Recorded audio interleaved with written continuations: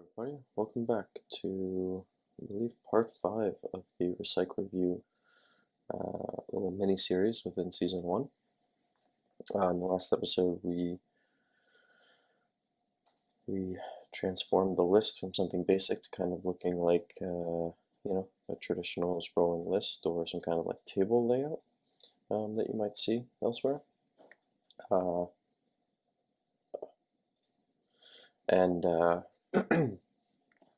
Today we're just going to continue extending on our RecyclerView knowledge and add a header and a footer.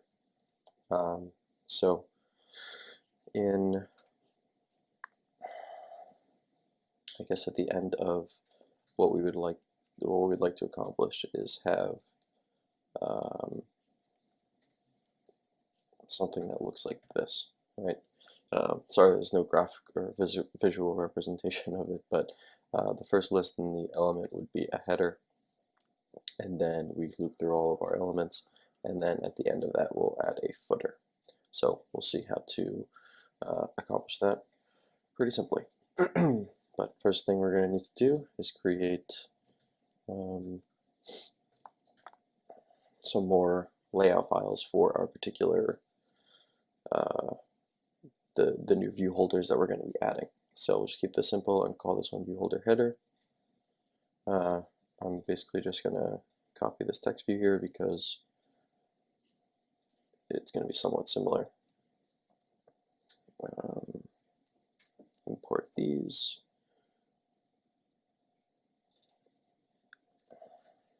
The width match parent there. The height of our item view to be wrap content. Change our text size to 24 SP. Let's do our text style to bold. And let's put our text in the middle. We're just going to call this title. So we'll also just title, we'll do header. Okay, so pretty simple, just another layout file with text view in it. And now we're going to go ahead and do the view holder footer. And here we're going to do this, maybe we'll have like 2 buttons that sit. Let's call this left button. 2 buttons that sit at the bottom. Now I guess one thing to note is that you don't need to set, even though we want them to appear at the bottom, because they're going to be appearing linearly in a recycler view, we don't actually need to constrain these bottom to bottom of parent, because it's not truly relevant.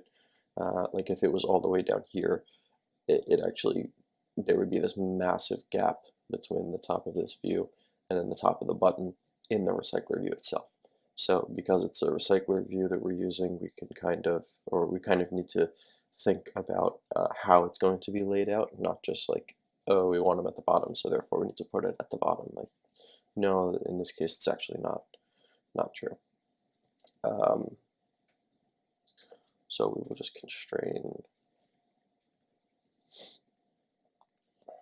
Pretty simple stuff here. We're just going to say left button. And we're basically going to just duplicate this. Again, highlight the whole region, and then Command D will duplicate your entire highlighted region. The right button, constrain the end of, and now these things are completely in the corner.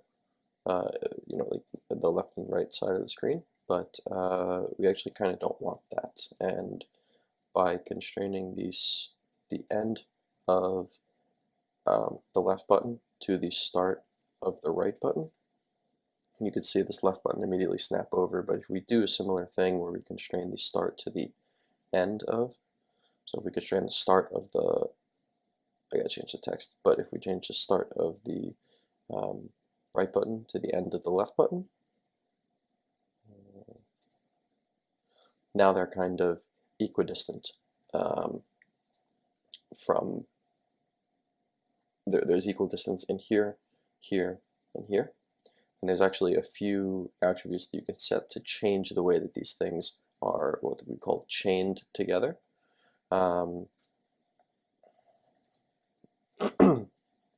So the layout constraint horizontal, there's also the vertical one, if you were to constrain things to one another in a vertical fashion, but we're just doing horizontal.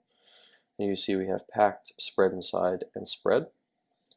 So if we do packed, that's actually going to push them together, the views together, and it will spread the, it'll just, yeah, it'll push them together, and then it'll make equal distance on left and right, you know, of like this whole entity kind of thing.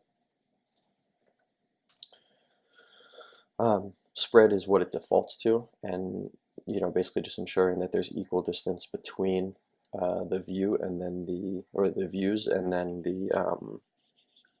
the last one to the parent and the first one to the parent. And then if we do the spread inside, it actually kind of pushes them as far apart as possible, and just puts all of the extra space in between the views. So there's a couple of different ones here. Only having two views that are chained together make it like easier in some ways, but you don't fully see how it works. But you know, you can imagine having like 4 or 5 views chained together sometimes, and you want them to behave in a particular way. So spread is normally good enough, to be honest. So you usually don't have to change it, but if you do, just know that you actually can change that attribute, and you only need to change that attribute on one of the views that are chained together, and it'll kind of just like update for all of them, all the views. So we have created both of our new layout files here for the header and the footer. So we're going to move over to our simple adapter, and we're going to be creating view holders here for them. So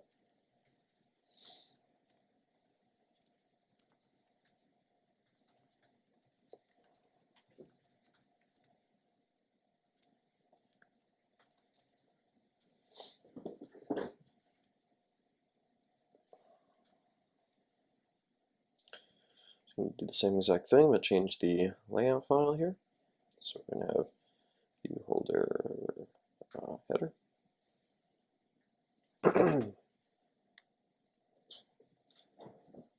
I'm just going to copy this because it's going to be very similar, but we're going to have a text view. I think it was called header text view though. Yeah. And then on bind, we no longer need our position.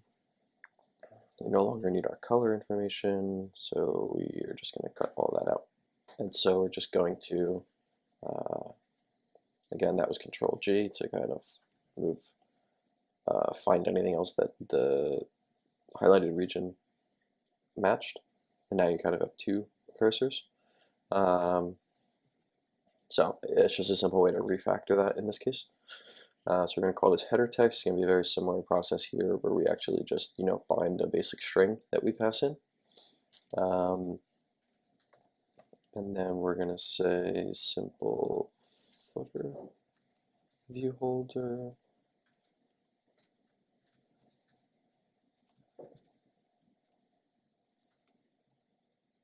You know where this is going. And we'll just change that to be the footer. And then let's grab our buttons.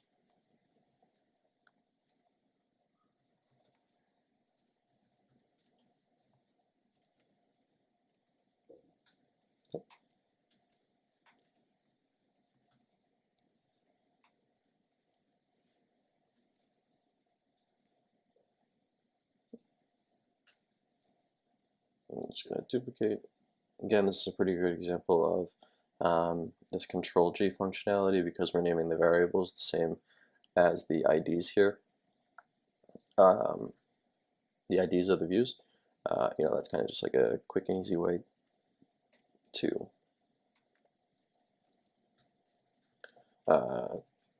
I don't know, I guess to use that functionality. Let's say left button.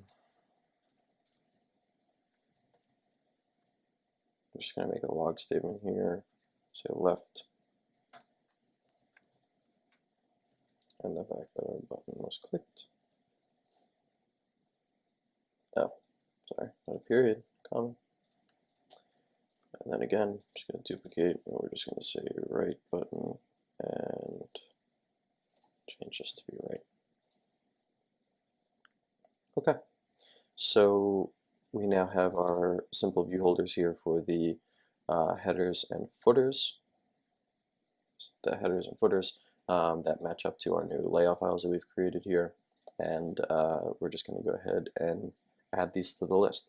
So as I mentioned before, we currently have a pretty one-to-one ratio of the fact that this list is going to be exactly as long as there are elements, right? There's nothing else in it. There's no more view types we need to handle, etc. So we just have a very simple way of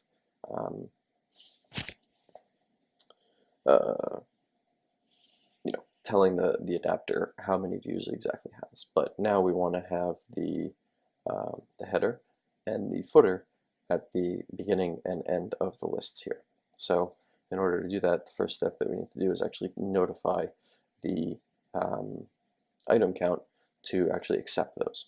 So now if our list is 150, instead of 2 of those positions being taken up by the header and footer, we now add 2 to the item count so that we can display the entire list, and then we have the other 2, 1 for the header, 1 for the footer. The footer doesn't need much as far as data to be sent in, but we do need to set, let's say, the header text that we want. So in our setData function, we're actually going to accept this as a parameter, and then we're going to be saving it as a field in here. So let's set this to optionally to null. So let's say header text of type string, and we're going to default it to null here.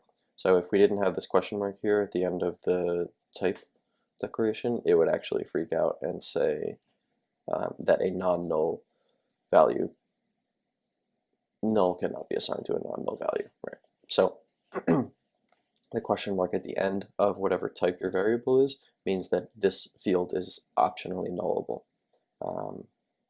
So a little bit of help that you get in the IDE, and a nice little feature of Kotlin. So then here, I'm just going to say this dot header text equals header text. And I guess for consistency, we will actually accept a null string, and we'll actually handle maybe a null header. So I want to keep this one short, so I'm gonna kind of cut it here because there's a reasonable amount of stuff that we'll still need to cover in order to support these new view types. So I will stop the video here, and in the next one we will pick up actually the implementation of creating a new view type, handling it in our unbind, and making sure that our list is sized appropriately and that we're using the correct data at the correct location. So I'll see you there.